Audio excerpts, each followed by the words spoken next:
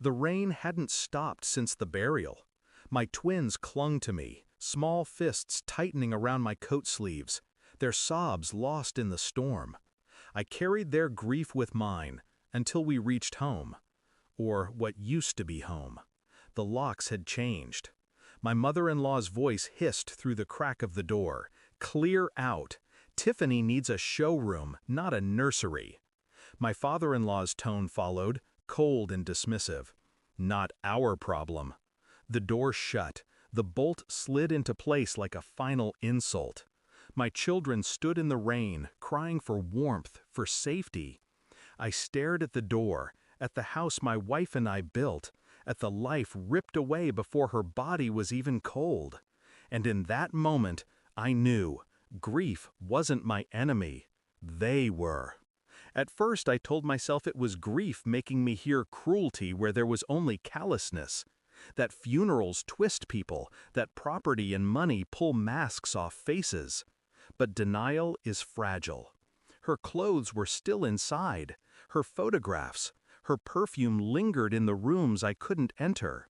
They weren't grieving, they were erasing. I lay awake in a rented room that night, my children finally asleep beside me. I replayed her voice in my head, her promises that her parents would always protect the twins, that family was unshakable. Instead, I saw her mother's sneer, her father's indifference. I wanted to rage, to break something. But rage is useless. Rage burns quick and leaves only ash. What I needed was precision. What I needed was proof. I started with documents, titles, deeds, bank accounts, quiet requests for copies, questions asked in silence. The house was in her name, transferred just weeks before the diagnosis. Not to me, not to us, to them. The company shares I believed were for our children had been redirected, signed over under pressure while she was weak, medicated, dying. Every discovery tightened the knot in my chest, but I showed nothing. I smiled at work. I read bedtime stories. I signed school papers. My children saw a father holding steady. They never saw the storm boiling beneath. Her parents believed they'd buried not just my wife, but my will. They mistook quiet for weakness. They never understood silence is the sharpest blade. The lawyer's file landed heavy on my desk. Dates, signatures, medical records showing my wife sedated when she agreed to give them everything. It wasn't inheritance, it wasn't grief, it was theft. I called them.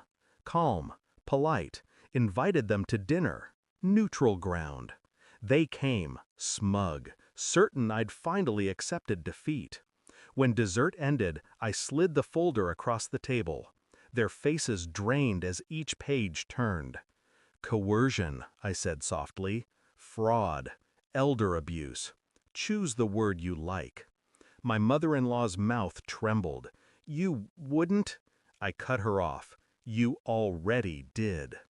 The silence after was heavier than any shouting. I didn't threaten, I didn't raise my voice. I simply outlined what would happen next. The lawsuit, the publicity, the court orders, the exposure of their greed. Then I placed one more paper on the table, a guardianship petition for the twins.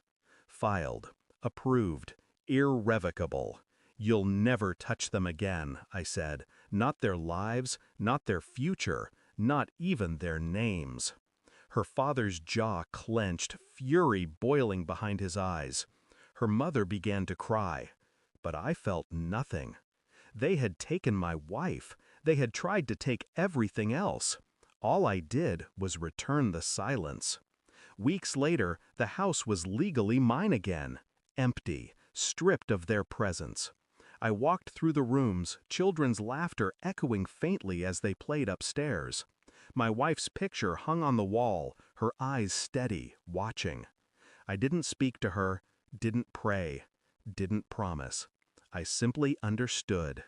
Betrayal doesn't announce itself with fury. It comes quiet, smiling, dressed as family. But so does vindication. I locked the door behind me that night, the key cool in my palm. And as the rain finally stopped, I realized the truth. They buried her, but I buried them. Thanks for watching. Don't forget to like, share, and comment. Subscribe now to Cheating Stories Insight World for more amazing stories.